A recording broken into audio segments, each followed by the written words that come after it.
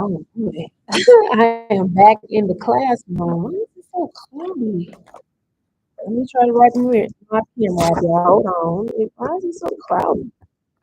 That's crazy. Okay, here we go. Gotta scratch that from the edit. Let me get my other cameras going here. We'll get started. Get my other camera. Oh,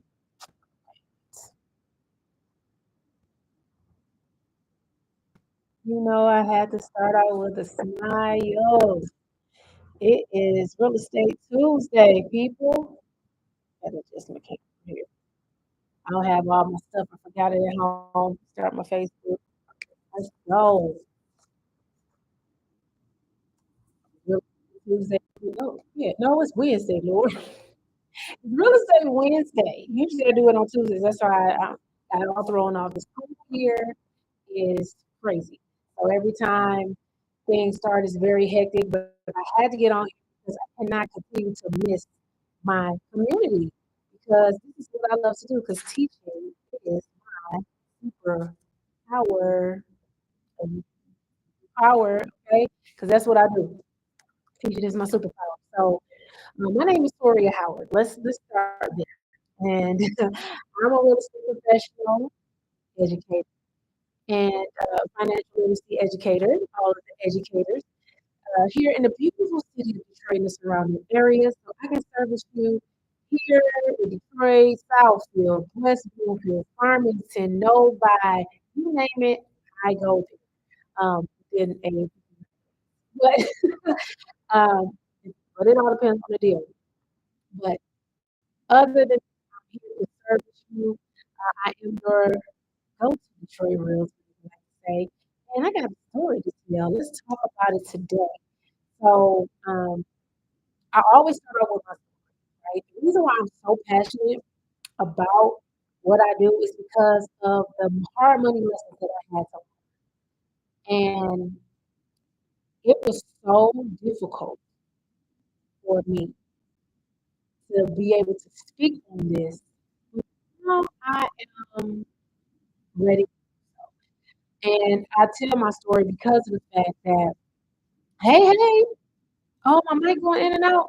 Oh no, I'm at work. This Wi-Fi is terrible. Signal is terrible. I hope you can hear me. My Facebook is not even working right now. I don't want to finish it. Come on. I don't want that. It's gonna continue to do that. But my signal. I'm in this school. We in these four walls, these concrete walls. You just never know. But um, I hope you can hear me. Please. But I bought a home back in 2010, right? Four bedroom, 2.5 bath home, and I fumbled the bag. I was a homeowner for 9 years. I didn't have any emergency fund. I didn't save repairs. I got behind on my mortgage. All of the things, being poorly financially literate, and I had to sell my house in a short sale. I bought it for 150,000. I had to sell it for 167,000, and then the short sale, you don't get any money. Everybody else get paid but you. So I sold in 2019, 2020 came, COVID hit, everything went crazy. My house was worth $250,000, almost a whole $100,000. From 2021 up into 22, it had went to 275. 2022 to 2023, a little bit more. By the time I left Memphis, back in my home state in Michigan, it was 325,000. So if I would have waited and understood how real estate worked and the appreciation go crazy like it did, I would have had like 200,000. So I'm passionate about this because I don't want anybody else to fumble that bag. And I wouldn't have had to pay taxes on it because at the time I was still married and we would have had to split it, but I still would have had $100,000. But I wouldn't have had to pay taxes on it because the minimum limit is 250,000 before you have to pay taxes. That's profit from your real estate sale. So it, I'm passionate about this because I don't want people to make the same money mistake that I made. So today, I'm a literacy coach, but I know people got different circumstances. And I'm an advocate for getting your credit up. I'm an advocate on, buying, when it's time, when you have your credits together. But there's other ways for you to be able to buy. So we're gonna talk about that today. So no score, no problem. How to buy a home with alternative credit. So people have a lot of different things that they have going on, or they might not have credit. So you shouldn't be penalized for that, right? Our system is based on the credit system. Our country is only one. Other countries don't have a credit system. Canada, Mexico, no other city, they no other country has a credit system but us. And it's just another thing to keep us from moving forward or whatever the case may be, how you want to see it. But there's ways of not. So let's break the myth first and foremost, right? No credit equals no home. That's not necessarily true. So many first-time home buyers think that they need a credit score to qualify. Truth is, lenders can use alternative credit if you're managing your bills responsibly. So yes, you can get rewarded for managing your bills responsibly. So, for example, paying rent, utilities, or car insurance can be used. Now, a car note is still on your credit, so it will still count against that credit score. So we're talking about everything things that you pay for responsibly and on time, it can be used. Now, you can use places like Rental Karma and other places like that. I'm affiliated of. If you want more information about that, you can put your rent on your credit report to boost your credit. If you've been renting for 2 or more years, even if you haven't, it's still a reported like an installment account. So you have an installment account and you have revolving accounts. Installment accounts are like personal loans, your car notes, student loans, those type of things. And revolving accounts are your credit cards. So you want a mix of the two because that's 10% of your credit score. But if you don't have, this is an alternative way. So what is alternative credit? So bills that aren't typically reported to the credit bureaus can help rent, cell phone bills, utilities, car insurance, even streaming services. Yes, even streaming services. How many of you all put in the chat? How many of you all pay for streaming? Netflix, Peacock. I just got Peacock for free for upgrading my internet. What's it? Hulu, Disney Plus, all of those things, right? You can get credit for that. For example, paying $1,200 in rent on time for 2 years shows the strong credit behavior. Okay, I see you. Yeah. So you can show those things, but you have to go to certain lenders who are accepting that. So you have to do your research. But um, you can get rewarded for paying your bills on time. A lot of these streaming services come out of your account automatically. So that's the thing. You already paying for why not get rewarded for it, right? Especially rent. Especially if you're paying any type of rent, but especially if you're paying like 1,500 or more, especially in the 2000s, you deserve to get paid for that, right? Or I shouldn't say paid, but you deserve to be rewarded for that. Because if you paying a high rent bill on time, you can pay a mortgage on it. Okay. So how lenders look at it? So lenders request 12 to 24 months of proof, cancel checks, bank statements, landlord letters, those different types of things. So for example, one-time payments for utilities like DTE Energy or Comcast can count towards proof. So if you've been late on those type of bills, because DTE is cut you off now. I don't know what other energy services everybody else has. Like Memphis, you have Memphis like gas and water. Um, in Texas, they got a whole they got a competition going on. So their heat and cooling is not as expensive as the ones that just have a monopoly. Well, we have two. We have consumer energy and diesel.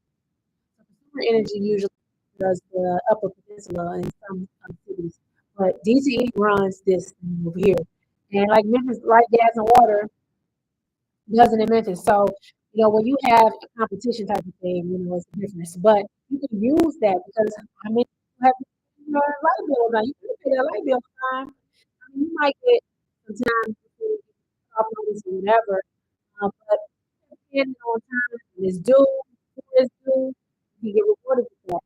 So you have to use FHA loan. What is an FHA loan? FHA loans are federally backed loans, like USDA is a federally backed loan. FHA, um, what is the Freddie Mac, missing one, but those are government backed loans. So as long as you get with a lender who does different types of underwriting, you can use FHA loan to help you do that. Oh, you said it's Georgia Power in Atlanta. They run it. I know they do. When they got that monopoly bill in Texas, my friend was looking for utility companies. I'm like, what are you doing? She's like, I'm looking for a utility company. I'm like, you looking for a utility? Is that just one? She's like, no. And she's in Dallas. And she was like, man, it was like 50 pages of different light and gas. I don't think they use gas, but electric. So it's crazy. But FHA and manual underwriting is how you do it. So FHA loans, they often accept alternative credit with manual underwriting. So what that means is a buyer with no score, steady payment history can still qualify for an FHA loan. So they do those things based on that. I was wondering about conventional versus FHA and what would be better as first-time home ownership. Now, FHA is good for first-time home buyers because the reason why it's a good question, y'all. The reason why is because FHA is going to make sure your house don't have any problem. They're gonna make sure the creak the door is fixed. Do you hear me? So this is the first time that you use it. I mean, you buying a home. FHA is best because they will, make sure things before you begin. Now, conventional is still a good loan product, but you just have to make sure that you are doing your diligence, picking the right inspectors and things of that nature to make sure that everything is done the way that you done. FHA is a little bit more strict. They like anybody that has Section 8, like Section 8. They want everything fixed. They want to make sure you got the right smoke detectors, the right door handles, the right height, and they're gonna make sure everything is right. So I would say FHA, but it also depends on your credit score too. So FHA is typically used for lower credit score minimums. 620 is the minimum to receive first-time home buyer assistance in Michigan. But I do know a program that also, yes, yes, I'm in Michigan. I am a realtor here in Michigan. Yes, I am though. Um, I can send you my information once we get off of here. Once I see my feed, but I can put it in the chat. You can text me or give me a call. But yes, I am in Michigan. But conventional loans are good for people who have usually higher credit scores. Like with the FHA loan, you can buy a house with 580, but you're gonna need um, money down between 1 to 10%. But I know lenders that you can buy a home with a 500. So, you know, um, it just all depends on the lender that you talk to as well. So you have to make sure that you're doing your research and your diligence and making sure you're asking the right questions. So when you're talking to the lenders, you need to ask them. I'm about to put my link in the chat, though, so you can reach out to me. That's my link. You can my phone number and all my socials are on me. So you just have to ask the right questions. So depending on your credit score, so like I said, it's 620 minimum. Usually Michigan, a first time home buyer program. I know a bank that's doing 600 for first. You can do if you're a first time home buyer. Um, you can do 600. They only want 600. 2 years of work history, and the DTI, which is debt to income ratio of 56%. So there's so many different programs, but if you have a higher credit score and higher income limit, conventional is better for you because then you can talk to your lender to get them to get your depending on what type of loan. Because if you're going depending on your jumbo loan limits, and that's what I'm talking about, like luxury homes. Like here, I think it's 520. Yeah, it's 524 or 550 for a luxury home. After that, you have to get a jumbo loan, which is, you'll have to pay higher. But it also depends on your income limits, also your credit score. So, but for first time home buyers, I always say FHA. You can always, um, refinance later if you want to get a, conventional loan so that you can use the FHA loan project later on. But that's a different day. But like I was saying, so manual underwriting, so pre-approval versus uh, uh, pre-qualified, right? It's different. Pre-qualified is just like, okay, I looked at your stuff and okay, pre-approval meaning that you went through, you know, everything. They looked at your documents and everything. Then underwriting, okay. I talked to somebody who is went under underwriting, so you can't go under underwriting before you even get a home. Like if you before you put in the contract for a home, because usually that doesn't happen until after you got a home under contract. But you can do manual underwriting beforehand so you can see what you qualify for exactly. And there won't be any shakeups or anything later on. Because I was helping someone buy a house before and we had the house under contract. We were 4 days out from closing and something came back from underwriting. So if you were buying a home and you're working with a lender, definitely talk to them about going ahead and getting your underwriting out of the way. And please, please, please do your realtor a favor. If it's not me, if it is me, please do me a favor. Do not do anything once you go once they come back with your approval and you've done your underwriting. Don't buy anything on credit. Don't co-sign for anybody. Don't do anything and pay your bills on time. We don't need no late payments coming back at the end, because it will destroy you. It will take your home away. Make sure you don't quit a job, don't switch jobs. Wait till you're finished. You at the closing table, you got your keys, and you've been at your home for a week before you do any of that. Don't switch jobs, don't get any more credit, don't co-sign for anybody. Pay your bills on time when you're under contract. Like, because you can lose your home at the closing table. It almost happened to me. But that was a mistake on the bank's part. They put a 0%, a zero. Chase came back and said I owed them money, but it was a zero balance collection. But I still was gonna lose my home because it came back as a collection. So please just make sure you're managing it like a hawk is looking for their prey when you're talking about once you get that home under contract, because it is sad when you get to the closing table and they say, yeah, can't do it. It has happened. It almost happened to me. It happened to one of my other clients. I had another realtor friend with me. The dude lied about child support. She didn't even know. And it came back under underwriting. Please don't lie about anything. They're going to find it. They're like the FBI, CIA. They're going to find it. Don't lie about nothing because they're going to find it and you're going to be heartbroken. So back to what I was saying. But yeah, that was a good question, Lady Al, about the FHA versus conventional. It just all depends on your financial situation. But if you are in a higher income bracket, you can't use the FHA loan because they have income limits and home value limits. So let's talk about financial literacy strategy, but being intentional when you're talking about not using, when you're using alternative credit to get pre-approved for a home. Okay. So consistency and documentation are key. So if you don't plan on getting a secure credit card, putting your rent on your credit, like building your credit, like it takes you can start 6 months in building your credit, depending on where you are. You might need a year. Sometimes you need a year to 6 months to build your credit, right? So depending on where you are, that's what you need to do. But if you are in a crunch and you have been doing these things, you have the documentation and you've been consistent and you can find your receipts, then you should be all good. You just have to work with a lender that takes it. So you keep all your rent receipts. Like I know a lot of people pay rent online. So make sure that you are keeping up with those emails when they send you your receipts. You go on your portal, whatever it is that you do. Download your bank statements. Make sure you're keeping track of that. Keep a track of your payments in the folder.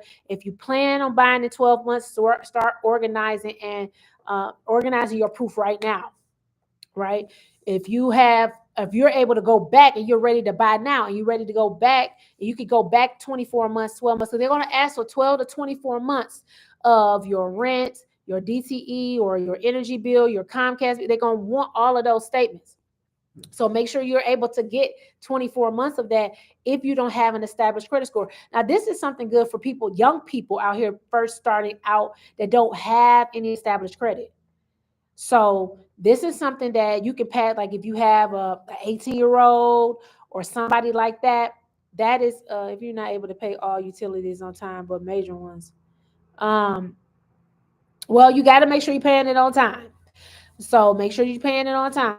But this would be something good for people that are first starting out, college students, things of that nature, when they're first starting to buy a home, using the utilities if they have that. Um, but I know some parents already have their children as authorized users. If you are good with your money, you can do that as well. No, don't put your children all as an authorized user. You don't pay your stuff on time, mess your baby credit up now. Don't do that. But this is a way for them to be able to build credit as well by using, maybe they paying rent in college or something like that. This is something that they can use if they don't get those predatory credit cards, Lord. Have them establish a credit with reputable banks. They can get secure cards and doing all these things to help them start out. But that's another story for a different day. So next steps for no score buyers. So if you don't have a score, this is what you can do to buy a home. This is what we've been talking about. So no score, no problem. How to buy a home with alternative credit. That's what I've been talking about. So you can use your rent, your utilities, your car insurance, any type of bill, like streaming service, any type of bill you've been paying on time. Hi, sis. Hey, Ross. Any type of bill that you've been paying on time. Um, that has, that's not been reported to your credit, you can use. So another step that you can do is open up a secure credit card with a reputable bank or credit union. Who are you banking with? Okay. Who are you banking with? So you can do, I bank with Bank of America. My first secure card was with Bank of America. I think no, I was with Comerica Bank first. And then I went to First Independence. So my first security card was with Comerica Bank. And then I've been with Bank of America for a while, but I'm not advocating for either one. Now, if I'm going to advocate for one, is I have Navy Federal. Navy Federal has the best secure card program. I it has the best secure card program. And because they're turned over within 6 months, Navy Federal, their secure card program, and whatever you put on there, they double. So if you put $1,000 on there, which I tell my clients to typically do, because if you put lower limits on there, it don't really make your credit score move. Like $300. I'm not saying anything wrong with it, but 1,000 is best when you're doing a secure credit card. And they will take that credit card once you've been paying it on time. Now you don't do nothing with this card, but pay stuff you already had the money for. I'm talking about you don't pay nothing else, but pay your cell phone bills, groceries, gas. If it's enough to pay your rent on it because you're gonna have that money. Whatever you had the money for. We're not going out to brunches. We're not buying any clothes. We're not buying anything you don't have the money for. You're buying things you got the money for. You're replacing it with a bill and paying it off. Anybody that got credit cards, you should be doing that anyway.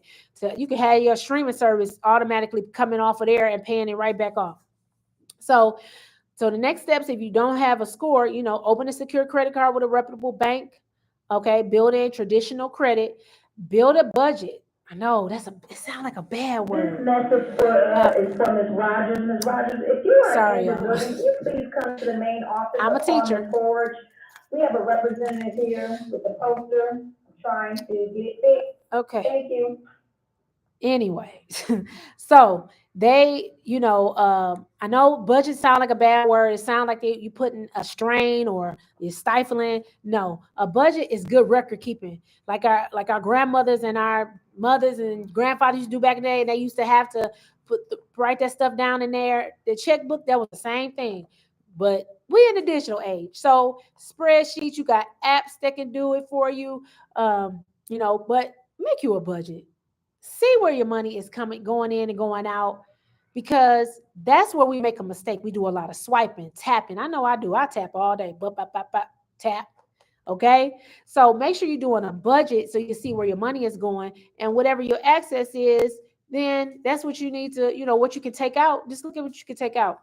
So building a budget, to ensure mortgage readiness, because when you buy your house, you're going to have to step up your financial literacy.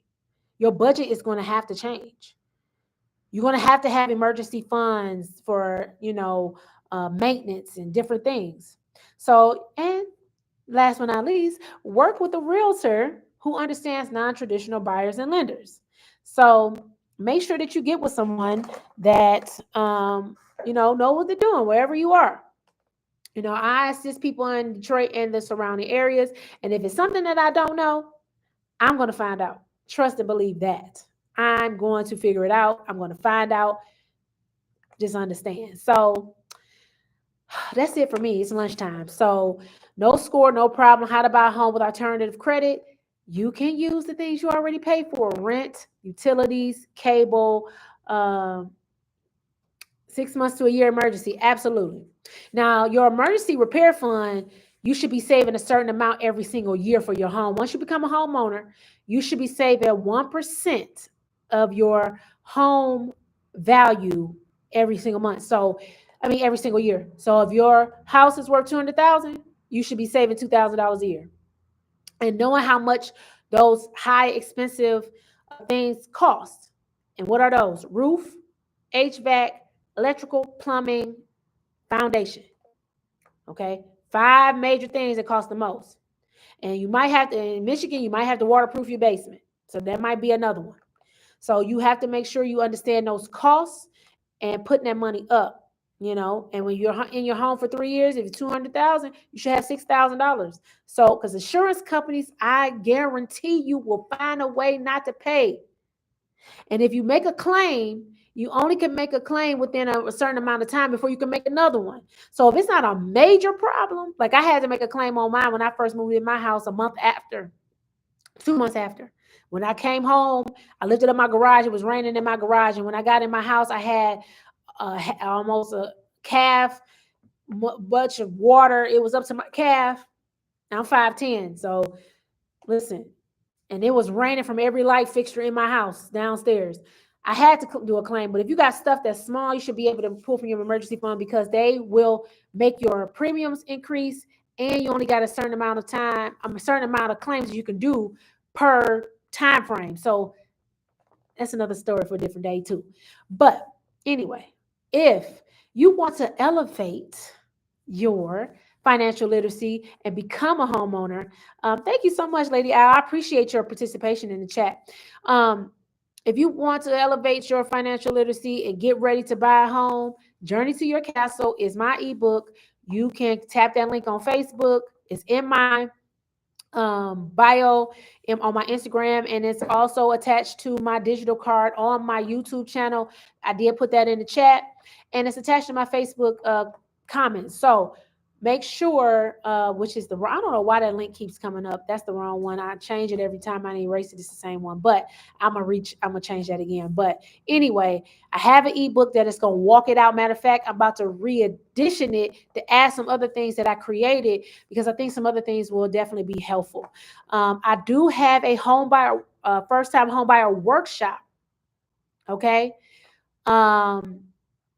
This today at 7 p.m. Eastern Standard Time. So you can DM me or send me a message if you're available to tap in with that. I can send you the exclusive link. I'm just here to educate y'all, because teaching is my superpower. Okay. Teaching is my superpower, y'all. It's what I do. I educate children and I educate adults. This is what I was purposed to do. So I bid you adieu, and I'll see you next week on Tuesday instead of Wednesday. I had a long day yesterday. I could not do it. I was in training all day. And then my daughter my daughter is a high schooler, y'all. Oh my gosh, she got her schedule yesterday. She is crazy. She got to climb 6 flights of stairs every day. So our baby getting prepared. So Absolutely. Have a great day. Thank you for tuning in. Thank you for all of you that with your comments and everything. And if you are coming in late, go back and watch it and give me some comments. Let me know how you thought this went. And if you have any questions, definitely reach out to me. My link, like I said, is my digital card. You can send me a text. You can send me a DM on any of my socials as well. So have an amazing day, everyone.